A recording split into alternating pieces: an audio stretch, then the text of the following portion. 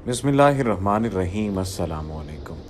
नाज़रीन गिरामी, हम अक्सर व बेशतर जब अलामात क़यामत का तज़किरा करते हैं तो यहूदियत और मसीहियत और दज्जालियात का तज़किरा लाज़मी तौर पर किया जाता है। इनमें चंद एक निशानियां हैं जिनका ज़िक्र बहुत बार हम पहले भी कर चुके हैं और अब भी वो निशानियां मंज़र-ए-आम पर आ रही हैं।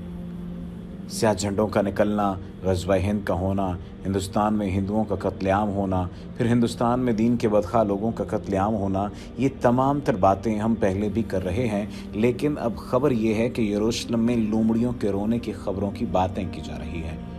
आज के इस वीडियो में इस सवाल का जवाब दिया जाएगा कि यरूशलेम में लोमड़ियों के रोने की ख़बर के फैलाने का मामला क्या है और हकीकत क्या है।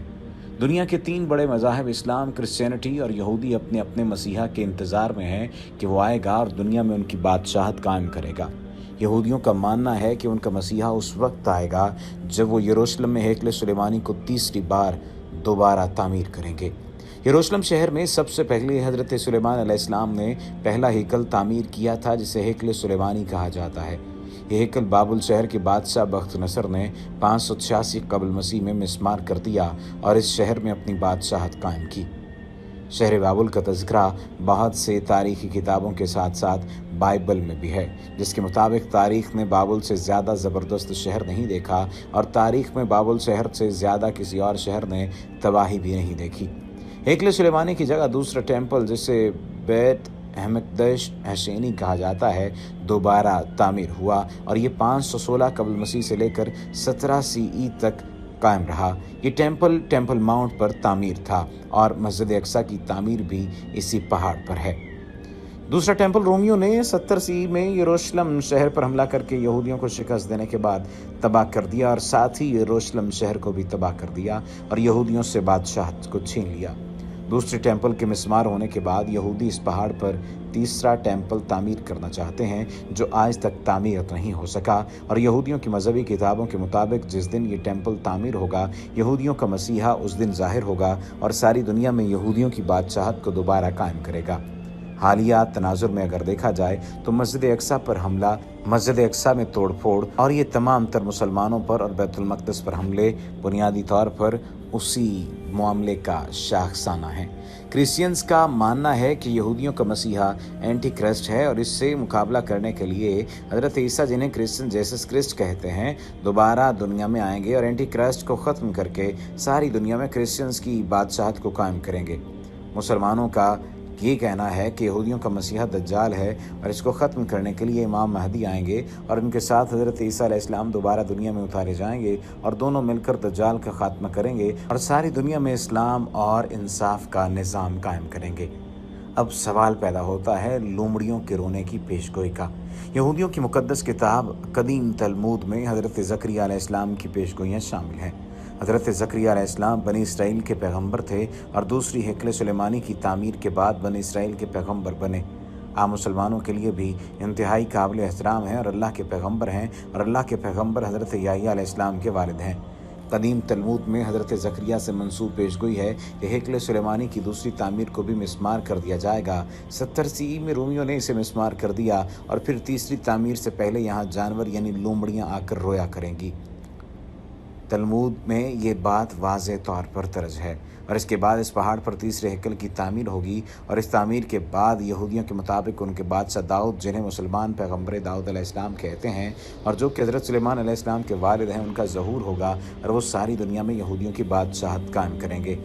यहूदी हर साल 29 जुलाई को अपना मजहबी त्यौहार, जिसे तीशा बियाव कहा जाता है, मनाते हैं और ये त्यौहार यहूदियों के कैलेंडर के मुताबिक 29 AD को मनाया जाता है।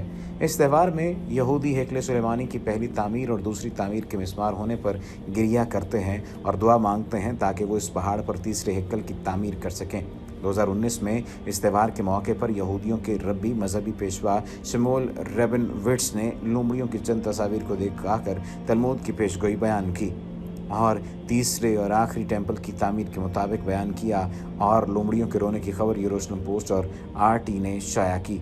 इस खबर के बाद यहूदी मजहबी पेशवा इसी साल अमेरिका के पिछले सदर मिस्टर ट्रंप को भी दावत अरसाल की कि वो आएँ और अपनी आंखों से टेम्पल की तामीर के बाद हमारे मसीहा की आमद का नज़ारा करें। یہودیوں نے اگر اپنا تیسرا ٹیمپل تعمیر کیا تو وہ مسجد اقصی کو شہید کر کے کریں گے، کیونکہ یہ مسجد اسی پہاڑ پر ہے جہاں ٹیمپل کی تعمیر جاری ہے، اور بقول ربی حضرات کے یہ تعمیر اب کسی بھی وقت تکمیل ہو سکتی ہے۔ اور سوال یہ اٹھتا ہے کہ کیا یروشلم کے موجودہ حالات اس لیے بگاڑے جا رہے ہیں تاکہ اس ٹیمپل کی تکمیل ہو جائے؟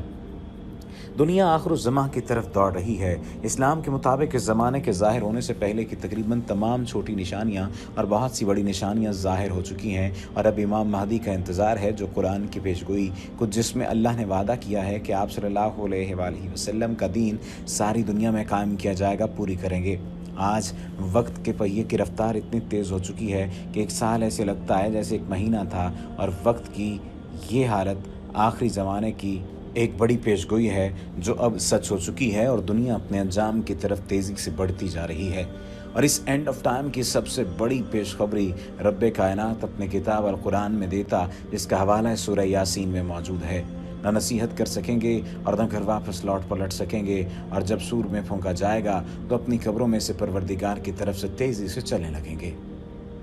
اب سوال یہ پیدا ہوتا ہے کہ سائنس اینڈ آف ٹائمز کے متعلق کیا کہتی ہے؟ بڑے بڑے سائنسدانوں بشمول اسٹیفن ہاکنگ، جو اس صدی اور پچھلی صدی کے عظیم سائنسدان تھے، ان کے مطابق ہماری کائنات اچانک بجھنے والی ہے اور ستاروں کی روشنی ختم ہونے والی ہے، کیونکہ ان کے اندر انرجی ختم ہو جائے گی۔